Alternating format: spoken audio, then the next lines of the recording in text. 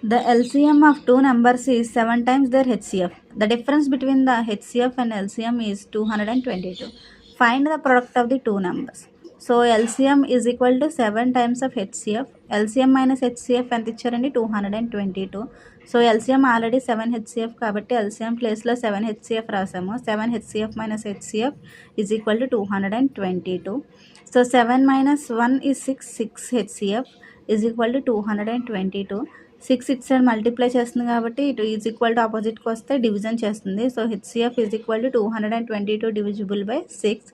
HCF is equal to 6 టేబుల్లో 222 అనేది 37 times cancel అవుతుంది. So HCF is equal to 37.